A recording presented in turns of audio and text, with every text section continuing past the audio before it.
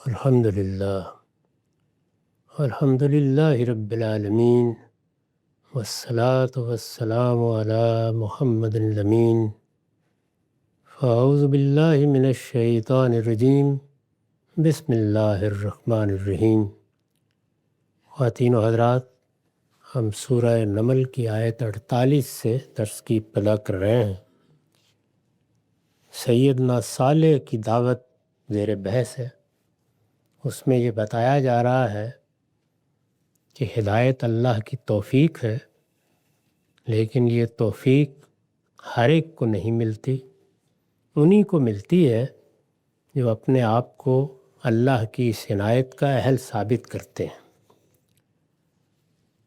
چنانچہ یہ بیان کیا گیا کہ صالح نے اپنی قوم کو آ کر وہی دعوت دی جو سب پیغمبروں کی دعوت ہے، اللہ کی بندگی کرو، اللہ کے بندے بن کر رہو، اور انہیں توجہ دلائی کہ اپنے آپ کو جن سیئات میں مبتلا کر بیٹھے ہو ان پر اللہ سے معافی مانگو، اور نتیجے کے لحاظ سے دنیا اور آخرت دونوں میں خیر طلب کرو۔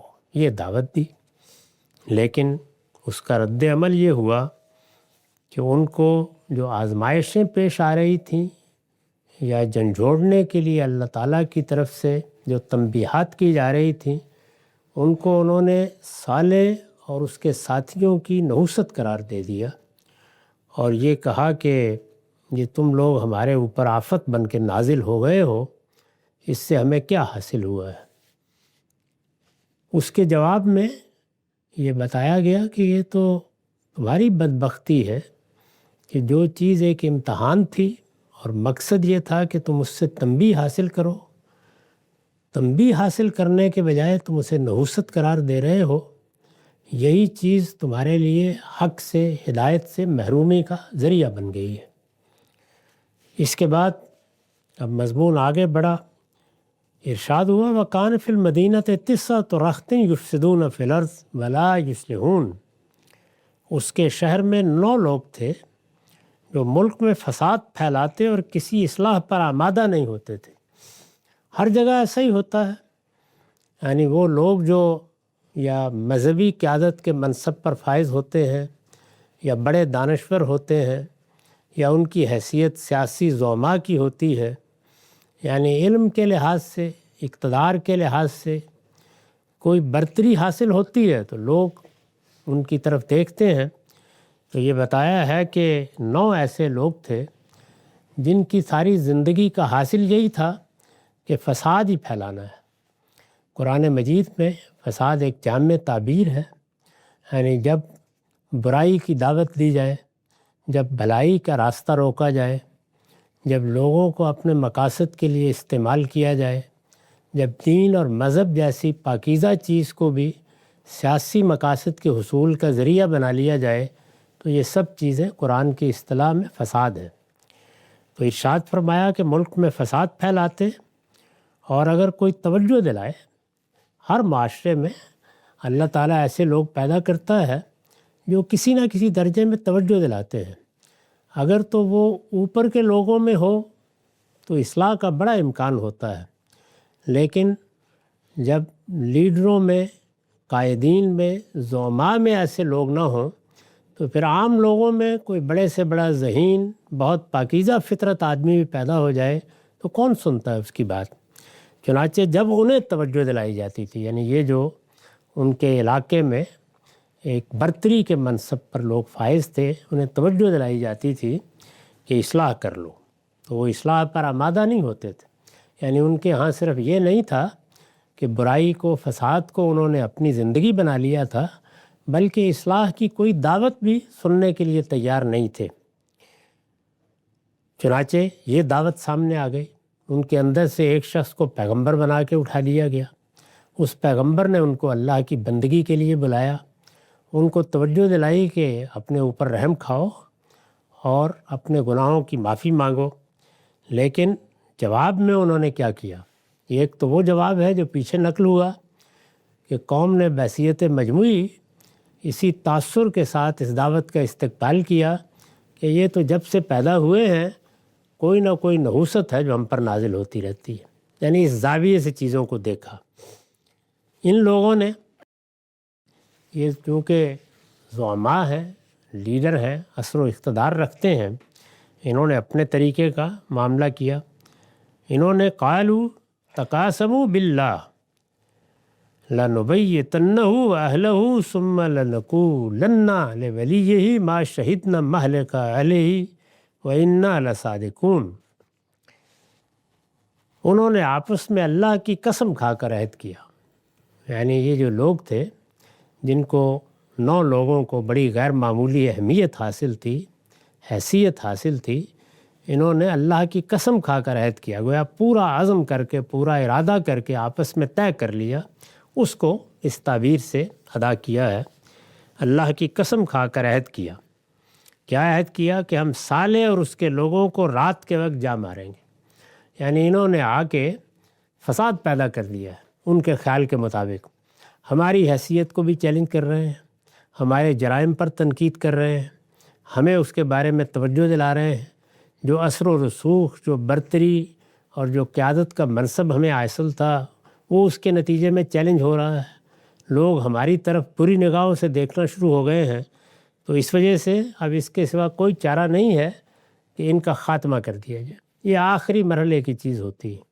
یعنی قرآن مجید کیونکہ دعوت کا خلاصہ بیان کرتا ہے، تو اس وجہ سے بالعموم اس کا طریقہ یہی ہے کہ وہ دعوت کا خلاصہ بیان کرتے ہوئے یہ بتا دے گا کہ دعوت کیا تھی، یہ بتا دے گا قوم کا جواب کیا تھا، اور اگر خاص طور پر اس قوم کے زعماء یا اس کے لیڈر حضرات اس طرح کی کسی بدمعاشی پر اتر آئیں تو پھر اس کا تفصیل سے ذکر کرے گا۔ تو یہ بتایا کہ تقاسموا باللہ، اس پر میں نے لکھا ہے اصل الفاظ ہیں قالوا تقاسموا باللہ۔ ان میں تقاسموا باللہ ہمارے نزدیک بدل کے محل میں ہے، ہم نے ترجمہ اسی کے لحاظ سے کیا ہے۔ یعنی قالو کہا تو گویا جو انہوں نے بات کی وہ بات اصل میں قسم کھانے کا یہ عمل تھا، تو اس کو قرآن نے بیان کر دیا ہے کہ اللہ کی قسم کھا کر عہد کیا، پختہ عہد کیا آپس میں بیٹھ کر، ایک طرف صالح اور اس کے چند ساتھی، دوسری طرف یہ مفسدین ہیں۔ یعنی مفسدین کی آپ قیادت سمجھ لیجئے۔ قرآن مجید نے جگہ جگہ قریش کی قیادت کو بھی ایسے ہی نمایاں کیا ہے۔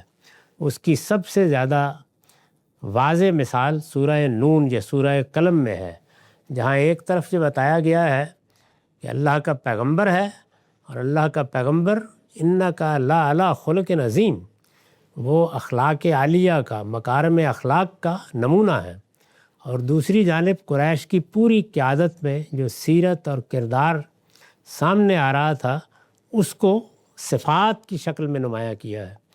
اور قریش کی یہی قیادت ہے جس کو اگر آپ انگلیوں پر گننا چاہیں تو یہ 15-20 لوگ تھے، یہی لوگ ہیں جو بدر میں سب سے پہلے اللہ کے عذاب کا نشانہ بنے۔ ان میں صرف ابو سفیان ہی باقی بچے تھے، اور ان کو اللہ نے توفیق دی کہ وہ ایمان لے آئے۔ قالوا تقاسموا باللہ، انہوں نے قسم کھا کر عہد کیا کہ ہم صالح اور اس کے لوگوں کو رات کے وقت جا ماریں گے، اور اس کے ساتھ یہ کہا کہ پھر اس کے وارث سے کہہ دیں گے۔ قبائلی زندگی ہے، اس میں ظاہر ہے کہ قبیلہ اس کو اپنے اوپر حملہ سمجھتا ہے، اور بالعموم یہ ہوتا ہے کہ اگر کسی قبیلے کے افراد کے خلاف کوئی اس نوعیت کی کارروائی کی جائے تو رد عمل ہو جاتا ہے۔ یعنی یہ ضروری نہیں ہوتا کہ سب کے سب لوگ حقی کے ساتھ کھڑے ہوں، وہ عام طور پر اپنے قبیلے کے لحاظ سے حق و باطل کے بجائے قبیلے کی رعایت کرتے ہوئے اپنے رد عمل کا اظہار کرتے ہیں۔ تو قبائلی زندگی میں یہ چیزیں بہت عام ہیں، خود ہماری تاریخ میں اس کی بہت غیر معمولی مثالیں ہیں۔ جیسے سیدہ عائشہ کی قیادت میں جو لوگ بصرہ گئے تھے ان میں سیدنا طلحہ تھے، ان میں سیدنا زبیر تھے، ظاہر ہے کہ یہ عشرہ مبشرہ میں سے ہیں، مسلمانوں کے بڑے قائدین میں شمار ہوتے تھے، سیدہ ام المومنین تھی۔ تو انہوں نے جا کے وہاں پہ سیدنا عثمان کے جو بصرہ میں قاتل آ چکے تھے ان کو چن چن کر مار دیا تھا، لیکن پھر انہی کے لوگوں میں سے اٹھ کھڑے ہوئے اور ان کے قبیلے کے لوگوں نے ایک بڑی جنگ برپا کر دی۔ پہلا رد عمل انہی کی جانب سے ہوا تھا، اور اس میں ایک آدمی کو دینے سے انکار کیا گیا، اور یہی چیز بعد میں ایک بڑی جنگ کا باعث بن گئی۔ تو اس طرح کے معاملات میں قبائلی عصبیت غلبہ پا لیتی ہے۔ تو انہوں نے کہا کہ اس کے قبیلے کے لوگ ظاہر ہے کہ جب صبح اٹھیں گے اور انہیں پتہ چلے گا کہ ہم نے رات کے وقت صالح کا یا اس کے ساتھیوں کا خاتمہ کر دیا ہے، تو پھر تو وہ پوچھیں گے ہم سے، لیکن ہم اس کے جواب میں کہہ دیں گے، پھر اس کے وارث سے کہہ دیں گے کہ اس کے آدمی کی ہلاکت کے وقت ہم موجود نہیں تھے اور ہم بالکل سچے، یعنی انکار کر دیں گے۔ ہم یہ کہہ دیں گے کہ جاؤ اپنے قاتل تلاش کرو، ہم نہیں جانتے کہ ان کو کس نے مار دیا ہے، رات کے وقت یہ حادثہ ہو جائے گا، کون اس کے بعد تحقیق کرتا پھرے گا؟ تو اس وجہ سے جب ہم سب مل کے انکار کر دیں گے تو کس سے بدلہ لیں گے؟ اسی جانب نگاہ ہوگی کہ شاید باہر سے کوئی آدمی آیا ہوگا، وہ آ کے مار گیا ہوگا، تو اس کے آدمی کی ہلاکت کے وقت ہم موجود نہیں تھے اور ہم بالکل سچے ہیں۔ اس کی وضاحت میں نے لکھا ہے، یہ تدبیر اس لیے کی گئی کہ قبائلی زندگی میں اس طرح کے قتل سے ایک لامتناہی جنگ چھڑ سکتی تھی، یعنی قبیلوں میں بعض اوقات کئی برس تک پھر جنگ و جدال کا بازار گرم ہو جاتا تھا اور انتقام در انتقام کا ایک سلسلہ چل نکلتا تھا۔ انہوں نے مار دیا، وہ ان کے کسی آدمی کو مار دیں گے، پھر اس کے جواب میں حملہ ہوگا، تو اس طرح دشمنی نسلوں تک چلتی رہتی تھی۔ اس سے وہ گریزاں تھے، یہ نہیں چاہتے تھے۔ یہ تدبیر اس لیے کی گئی کہ قبائلی زندگی میں اس طرح کے قتل سے ایک لامتناہی جنگ چھڑ سکتی تھی۔ روایتوں سے معلوم ہوتا ہے کہ نبی صلی اللہ علیہ وسلم کے معاملے میں بھی قریش کے سرداروں نے اسی طرح کا منصوبہ بنایا تھا۔ روایتوں سے معلوم ہوتا ہے کہ جب آخری مرحلہ آ گیا تو رسالت مآب صلی اللہ علیہ وسلم کی دعوت کو بھی ختم کر دینے کے لیے قریش کے زعماء نے یہی فیصلہ کیا۔ ایسے ہی دار الندوہ میں بیٹھ کے طے کیا کہ ہم حملہ آور ہوں گے اور رات کے وقت حملہ آور ہو کر خاتمہ کر دیں گے۔ تو یہی منصوبہ بنایا گیا تھا۔ رسالت مآب صلی اللہ علیہ وسلم اس کے پچھلے دن ہی وہاں سے نکل گئے۔ اس طرح کا منصوبہ بنایا تھا تاکہ آپ کے خاندان کسی ایک قبیلے کو ملزم نہ ٹھہرا سکے اور ان کے لیے قصاص لینا ناممکن ہو جائے۔ انہوں نے جو تدبیر اختیار کی وہ یہ تھی کہ یہ تو معلوم ہو جائے گا کسی نے مارا ہے ہمارے ہی اندر سے، لیکن ہم سب مل کے یہ حملہ کریں گے تو کسی ایک کو متعین کرنا آسان نہیں ہوگا، اور پھر اگر بنی ہاشم چاہیں گے بھی کہ وہ انتقام لیں یا بدلہ لیں یا قصاص لیں تو ان کے لیے ممکن نہیں رہے گا ہمارے یہاں۔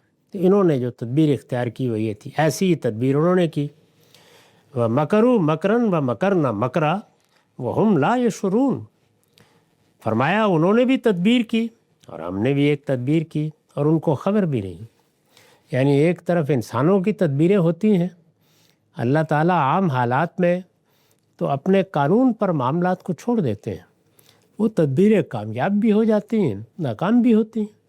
دنیا میں اللہ تعالیٰ کے جو قاعدے ہیں وہ بنیادی طور پر ابتلاء کی سنت پر ہیں، یعنی امتحان ہے، اس میں نیک لوگ بھی آزمائے جا رہے ہیں، برے لوگ بھی آزمائے جا رہے ہیں۔ نیکوں کو بھی یہ طے کرنا ہے کہ وہ نیکی کے لیے کیا اظہار کر سکتے ہیں، کیا قربانی دے سکتے ہیں، بروں کو بھی دیکھنا ہے کہ وہ کیا حاصل کر رہے ہیں۔ لیکن اللہ کے پیغمبروں کے ساتھ یہ معاملہ نہیں ہوتا۔ پیغمبروں کے بارے میں یہ بتا دیا گیا ہے کہ ان کو زمین پر اسی لیے مبعوث کیا جاتا ہے کہ اللہ تعالیٰ جزا و سزا برپا کرنے کا فیصلہ کر لیتے ہیں، تو جزا و سزا کے لیے پھر اللہ تعالیٰ کی حفاظت ان کو میسر کر دی جاتی ہے۔ ان کے بارے میں وہی بات ہے جو قرآن نے بیان کی، جیسے رسول اللہ کو فرمایا کہ آپ اپنی دعوت بے کم و کاس پیش کریں، اپنا پیغام پہنچائیں، واللہ یعصمک من الناس، ان لوگوں کے کسی بھی اقدام سے حفاظت کرنا میرا کام ہے۔ اسی طرح سیدنا موسیٰ علیہ السلام نے اپنی قوم کو بتایا کہ دیکھو میرے خلاف کوئی اقدام نہ کرنا، مجھ سے الگ رہو، انی عصت بالرحمن، میں رحمان کی پناہ میں ہوں۔ تو اس لیے اللہ کے رسولوں کے باب میں یہی سنت ہے۔ تو یہاں پر یہ اس کا حوالہ دیا ہے کہ انہوں نے بھی تدبیر کی، وہ آپس میں قسمیں کھا کر یہ عہد کر رہے تھے کہ اس طرح سے اقدام کیا جائے گا اور پھر اس طرح انکار کر دیا جائے گا۔ اس کے قبیلے کے لوگوں کے لیے کوئی موقع باقی نہیں ہوگا کہ وہ کسی کے خلاف اس طرح کا کوئی معاملہ کر سکے، اور انہیں بتا دیا جائے گا کہ ہم بالکل سچے ہیں، ہم نے اس طرح کی کوئی چیز نہیں کی، یہ منصوبہ یہ لوگ بنا رہے تھے، اور اگر فرمایا کہ ہم بھی ایک منصوبہ بنا رہے تھے۔ و مکروا مکرن و مکرنا مکرا، ایک تدبیر انہوں نے کی، ایک تدبیر ہم نے کر ڈالی۔ اور فرمایا کہ ایسی تدبیر کی کہ وہم لا یشعرون، ان کو اندازہ ہی نہیں ہوا کہ کیا ہونے والا ہے ان کے ساتھ۔ تو ارشاد ہوا کہ یہ معاملہ پھر ہماری طرف سے بھی فیصلہ کن ہو گیا۔ یہی سنت اللہ ہے، یعنی پیغمبر کے خلاف جب یہ تدبیر اختیار کر لی جاتی ہے، اس کی قوم کے زعماء فیصلہ کر لیتے ہیں کہ اب پیغمبر کا یا پیغمبر کے ساتھیوں کا خاتمہ کر دینا ہے، تو پھر اللہ بھی فیصلہ سنا دیتے ہیں کہ اب تمہارے بھی خاتمے کا وقت آ گیا ہے۔ یہ گویا آخری مرحلہ ہے، تو اس مرحلے میں پھر ان کے لیے بھی اللہ کی گرفت کا فیصلہ ہو گیا۔ فانظر کیف کان عاقبۃ مکرہم انا دمرنہم وقومہم اجمعین۔ قریش کو ظاہر ہے کہ یہ کوئی ایسی بات نہیں سنائی جا رہی تھی کہ یہ یونان روما کی تھی، یہ ان کے اپنے علاقے کی داستان ہے، اس سے واقف تھے وہ۔ اس کا ذکر ان کی شاعری میں آتا ہے، ان کے خطبات میں آتا ہے، یعنی ان کے ہاں یہ ایک مانی ہوئی بات تھی۔ یہ گویا اسی طرح ان کی تاریخ تھی جیسے ہماری قریب کی تاریخ کے واقعات ہوتے ہیں، ان کو سنایا جائے۔ تو فرمایا پھر دیکھو کہ ان کی تدبیر کا انجام کیا ہوا۔ فانظر کیف کان عاقبۃ مکرہم، یعنی ایک تدبیر انہوں نے کی، ایک ہم نے کی، ان کی تدبیر کا انجام کیا ہوا۔ ہم نے انا دمرنہم وقومہم اجمعین، کہ ہم نے ان کو اور ان کی پوری قوم کو ہلاک کر مارا، یعنی بس اس کے بعد جو قوتیں دنیا کے اندر موجود ہیں ان کو اذن دے دیا گیا کہ اب یہ قوم زمین سے مٹا دی جائے۔ تو پیغمبروں کے باب میں پھر اللہ تعالیٰ کی طرف سے یہ اذن کبھی ہواؤں کو مل جاتا ہے، کبھی زلزلے کو مل جاتا ہے، کبھی بارش کو مل جاتا ہے، یعنی اللہ تعالیٰ پھر فیصلہ کرتے ہیں کہ ان کے ساتھ اب آخری معاملہ ہو جانا چاہیے۔ چنانچہ قوم صالح کے بارے میں یہ حکم دے دیا گیا، فانظر کیف کان عاقبۃ مکرہم انا دمرنہم وقومہم اجمعین، پھر دیکھو کہ ان کی تدبیر کا انجام کیا ہوا کہ ہم نے ان کو اور ان کی پوری قوم کو ہلاک کر مارا۔ فتلک بیوتہم خاویۃ بما ظلموا، سو یہ ہیں ان کے گھر۔ یہ ظاہر قریش کو بتایا جا رہا ہے، وہ ان کے گھروں سے واقف تھے، وہ علاقہ ابھی بھی اسی طرح موجود ہے، لوگ اس کو دیکھتے ہیں جا کر، وہاں پر کس طرح کے اور کس شان کے محلات، گھر اور ایوان بنائے گئے ہیں اور وہ کس طرح ویران پڑے ہیں، تو پوری قوم تباہ کر دی گئی۔ سو یہ ہیں ان کے گھر۔ فرمایا فتلک بیوتہم خاویۃ بما ظلموا، ویران پڑے ہوئے، اس لیے کہ انہوں نے اپنی جان پر ظلم کیا تھا۔ اپنی جان پر ظلم کیا تھا، یعنی انسان جب گناہوں کا ارتکاب کرتا ہے، خاص طور پر شرک جیسے گناہ کا، تو یہ گویا اپنی جان پر ظلم کرنا ہے۔ انہوں نے اپنی جان پر ظلم کیا تھا۔ ان کے گھر ویران پڑے ہوئے ہیں، اس کی وضاحت میں حاشیہ ہے، یعنی اپنی داستان عبرت سنانے کے لیے تمہارے سامنے موجود ہے۔ ہم جو واقعہ پیش کر رہے ہیں، قرآن کا مدعا یہ ہے، تو یہ ایسا واقعہ نہیں ہے کہ جس کے نتائج دیکھنے کے لیے تمہیں کہیں جانا پڑے گا یا کوئی تحقیق کرنی پڑے گی۔ جاؤ تمہارے راستوں پر، اب بھی معلوم ہے کہ پرانے قافلے انہی راستوں سے گزرتے تھے، ان کے پاس سے ہو کر یہ جاتے تھے، چنانچہ ان کا بچہ بچہ واقف تھا۔ تو ارشاد فرمایا کہ فتلک بیوتہم، یہ ہے ان کے گھر ویران پڑے ہوئے، یعنی اپنی داستان عبرت سنانے کے لیے تمہارے سامنے موجود ہے۔ یہ اس لیے فرمایا ہے کہ قریش کے قافلے ان کے تباہ شدہ آثار پر سے گزرتے رہتے تھے۔ وہ جب گزرتے تھے تو آ کے ان کے قصے بھی سناتے تھے۔ لوگ بالعموم واقف تھے پوری طرح کہ عاد کے ساتھ کیا ہوا، ان کا علاقہ بھی ابھی تک محفوظ ہے اور سمود کا علاقہ بھی اسی طرح۔ سو یہ ہیں ان کے گھر ویران پڑے ہوئے، اس لیے کہ انہوں نے اپنی جان پر ظلم کیا تھا۔ ان فی ذلک لآیۃ لقوم یعلمون، اس میں ان لوگوں کے لیے یقیناً ایک سبق ہے جو جاننا چاہیں۔ یعنی یہ داستان کس لیے سنائی گئی؟ اس لیے کہ لوگ اس سے عبرت حاصل کریں، اس سے سبق حاصل کریں، اور وہ سبق ظاہر ہے کہ اسی مدعا کے باب میں ہے کہ اللہ کے پیغمبر جو دعوت پیش کر رہے ہیں، یعنی قیامت کے برپا ہونے کو ماننے کی دعوت، یہ پیغمبروں کی دعوت کا عنوان ہے۔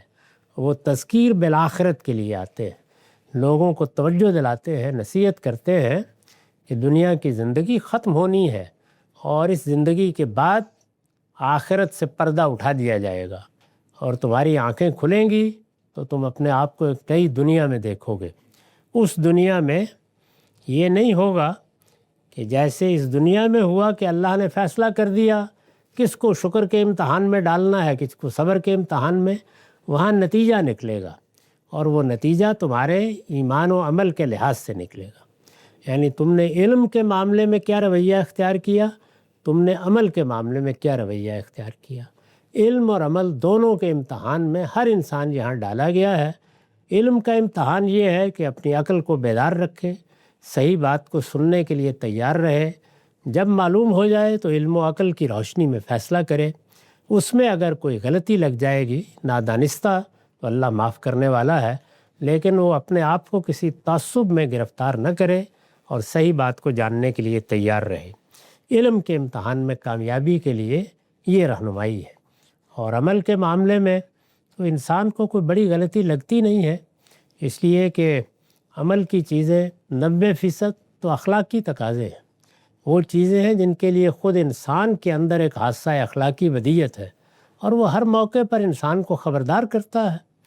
سچائی، دیانت، اسی طرح برائی ہے اور جھوٹ برائی ہے، بددیانتی برائی ہے، لوگوں کے جان مال آبرو کے خلاف کوئی زیادتی کرنا برائی ہے، فواہش برائی ہیں، ان سب چیزوں سے لوگ واقف ہیں۔ تو ان چیزوں کے بارے میں متنبہ کیا جاتا ہے، یہی دعوت ہے، یہ دعوت حق۔ تو ارشاد فرمایا کہ یہ تو پیغمبر دے دیتے ہیں، لیکن اس کے بعد پھر تاریخ کا سبق بھی ہے، تو یہ سبق ان کے سامنے پیش کیا گیا اور فرمایا ان فی ذالک لآیۃ لقوم یعلمون، اس میں ان لوگوں کے لیے یقیناً ایک سبق ہے جو جاننا چاہیں۔ اس پر میں نے لکھا ہے اصل الفاظ ہے لقوم یعلمون، ان میں فعل ارادہ فعل کے معنی میں ہے، ہم نے ترجمہ اسی کے لحاظ سے کیے ہیں۔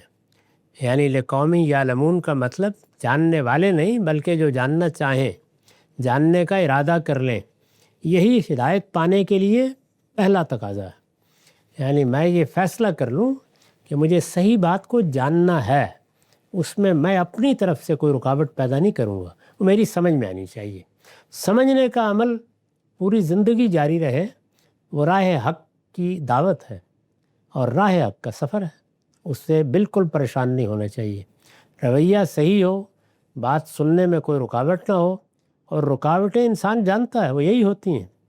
یہ میرے آبا کیا کہتے رہے ہیں، اس سے پہلے ہمارے ہاں لوگ کیا بتاتے رہے ہیں، ہمارے گھر والوں نے ہمیں کیا بات بتائی ہے، ہمارے علماء کیا تعلیم دیتے رہے ہیں۔ تو انسان انہی چیزوں کے تعصبات میں گرفتار ہوتا ہے، وہ اپنے آپ کو ان سے بلند کر لے تو پھر ہر انسان کو اللہ تعالیٰ نے اتنی عقل دے رکھی ہے کہ جلد یا بدیر بات واضح ہو جاتی ہے۔ تو ارشاد فرمایا جو جاننا چاہیں ان کے لیے اس میں بڑا سبق ہے۔ وَأَنجَيْنَا الَّذِينَ آمَنُوا وَكَانُوا يَتَّقُونَ، اور ان سب لوگوں کو ہم نے بچا لیا جو ان میں سے ایمان لے آئے تھے اور خدا سے ڈرتے تھے۔ یعنی یہ جو عذاب ہے جو رسولوں کی دعوت کے نتیجے میں آتا ہے، یہ دینونت کی نوعیت کا عذاب ہوتا ہے، یعنی جزا و سزا۔ اس میں جن کے لیے ایمان ہے ان کے لیے جزا ہے، ان کو اللہ بچاتے ہیں، اور اس کے بعد وہ سرزمین انہی کے لیے ہوتی ہے۔ اور جن لوگوں پر سزا نافذ ہوتی ہے وہ لازماً منکرین ہیں، جبکہ جو عام طور پر اللہ تعالیٰ کی طرف سے تنبیہات میں سزائیں ہوتی ہیں ان میں یہ نہیں ہوتا، ان میں تو سب لوگ اس کا نشانہ بن جاتے ہیں، اس لیے کہ وہاں حق و باطل کو الگ کرنا پیش نظر نہیں ہوتا۔ اس میں حق کو حق کر دکھانا، باطل کو باطل کر دکھانا، اور وہی معاملہ برپا کر دینا جو قیامت میں ہے وہ پیش نظر ہوتا ہے۔ تو فرمایا کہ ہم نے ان کو بچا لیا، ان سب لوگوں کو ہم نے بچا لیا جو ان میں سے ایمان لے آئے سے اور خدا سے ڈرتے تھے۔ یہ سیدنا صالح کی سرگزشت ہوئی۔ اس کے بعد وَلُوطًا إِذَا قَالَ لِقَوْمِهِ أَتَأْتُونَ الْفَاحِشَةَ وَأَنْتُمْ تُبْصِرُونَ، اور لوط کو بھی اسی دعوت کے ساتھ بھیجا تھا۔ یعنی یہ اس طریقے سے عطف کیا ہے تو یہ بتا دیا کہ دعوت میں کوئی فرق کبھی نہیں رہا، سب پیغمبروں کی دعوت ایک ہی رہی ہے، وہی توحید کی دعوت، وہی کفر سے اعراض کی دعوت، وہی حق کو قبول کرنے اور برتر اخلاقی زندگی کی طلب میں جدوجہد کرنے کی دعوت۔ اور لوط کو بھی اسی دعوت کے ساتھ بھیجا تھا۔ اذ قال لقومہ اتاتون الفاحشۃ وانتم تبصرون، جب اس نے اپنی قوم سے کہا کیا تم کھلی آنکھیں دیکھتے یہ بدکاری کرتے ہو، ان کے ہاں چونکہ اس چیز کا غلبہ تھا تو اسی کو موضوع بنایا ہے۔ آگے کے واقعات سے معلوم ہوتا ہے کہ یہ صورت نہیں تھی کہ لوگ خرابی میں مبتلا ہیں، کوئی چھپ چھپا کے اس طرح کا معاملہ کر لیتے ہیں، یا قومی سطح پر کسی چیز کو گوارا کر لیا گیا ہے۔ نہیں، ان کی مجلسوں میں اس پر گفتگویں ہوتی تھی، ان کے لیے یہ تہذیب کی چیز بن چکی تھی، اس کو فخر کے ساتھ پیش کیا جاتا تھا، اور اس میں جبر بھی روا رکھنے سے کوئی انکار نہیں تھا۔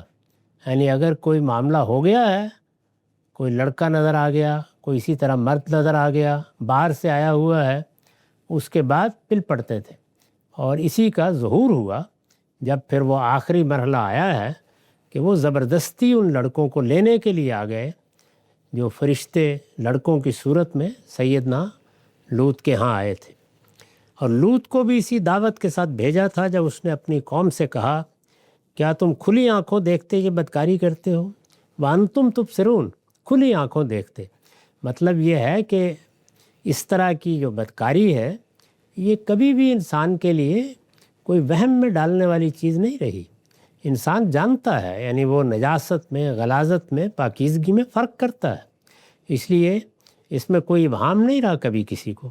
جتنی بھی برائی کی چیزیں ہیں وہ اگر فواحش کی صورت میں ہیں ان سے بھی انسان واقف ہے، حق تلفی کی صورت میں ہے ان سے بھی واقف ہے، اور اگر بغی یا سرکشی کی صورت میں ہے، جان مال آبرو کے خلاف زیادتی، تو ان سے بھی انسان واقف ہے۔ یہ چیزیں وہ ہیں جن کو اللہ تعالیٰ نے معروف اور منکر کے لفظ سے بتایا ہے، یعنی یہ وہ برائیاں ہیں جن برائیوں کے بارے میں کسی کو شبہ نہیں ہوتا، انسان اپنی طرف سے عذر پیش کر لے، فلسفہ بنا کے بتا دے، وہ الگ چیز ہے، لیکن فلسفہ بنا کے بتانے کی ضرورت بھی اس لیے پیش آتی ہے کہ وہ جانتا ہے کہ یہ برائی ہے، یعنی ان برائیوں کا شعور اس کے اندر ڈال دیا گیا ہے۔ تو یہ کہا کھلی آنکھوں دیکھتے یہ بدکاری کرتے ہو، وانتم تبصرون اینکم لتاتون الرجال شہوۃ من دون النساء بل انتم قوم تجہلون، تم پر افسوس، کیا تم عورتوں کو چھوڑ کر مردوں سے اپنی خواہش پوری کرتے ہو؟ حقیقت یہ ہے کہ تم بالکل اوندے، بلکہ تم بڑے ہی جاہل لوگ ہو۔ تو یہ انہوں نے ان کو بہت سخت الفاظ میں متنبہ کیا۔ شرک کے معاملے میں جو گفتگو ہوتی ہے اس میں تو پھر چلیے غلطی لگی ہوئی ہے، لیکن اس طرح کی خرابیاں اور برائیاں یہ محض جہالت کے نتیجے میں پیدا ہوتی ہیں۔ اس میں جہاں تک سیدنا لوط کا تعلق ہے تو یہ جان لیجئے کہ وہ ابراہیم علیہ السلام کے بھتیجے تھے، یعنی سیدنا ابراہیم ہی کا زمانہ ہے، اس لحاظ سے کم و بیش 2100 قبل مسیح کا زمانہ۔ میں نے لکھا ہے یہ سیدنا ابراہیم علیہ السلام کے بھتیجے تھے، ان کی قوم اس علاقے میں رہتی تھی جو شام کے جنوب میں عراق و فلسطین کے درمیان واقع ہے، اور آج کل شرق اردن کہلاتا ہے۔ یہ علاقہ تھا لوط علیہ السلام اور ان کی قوم کا۔ اس میں جو افسوس کا اظہار کیا ہے سیدنا لوط نے، تو وہ اس پر کیا ہے کہ اللہ تعالیٰ نے جو فطرت انسان کی بنائی ہے اس میں تو اس کی رغبت عورتوں کی طرف ہونی چاہیے تھی، تم ان کو چھوڑ کر مردوں سے اپنی خواہش پوری کرتے ہو۔ اس پر میں نے لکھا ہے کہ یہ استفہام، یعنی اس میں سوالیہ انداز ہے، یہ استفہام حیرت، کراہت اور تعجب کے اظہار کے لیے ہے کہ ایک جائز اور فطری چیز کے ہوتے ہوئے یہ تم کس گناؤنے فعل کا ارتکاب کر رہے ہو۔ تو اس پر توجہ دلانے کے لیے گویا انہوں نے حیرت کا اظہار کیا ہے۔ اس حیرت کے اظہار میں جو سوال ہے وہ اس نوعیت کا ہے، یعنی ہم سوال صرف سوال پوچھنے کے لیے نہیں کرتے، بعض اوقات اظہار تعجب کے لیے، بعض اوقات اظہار کراہت کے لیے، اور اس طرح کے بعض دوسرے موقعوں پر بھی کرتے ہیں۔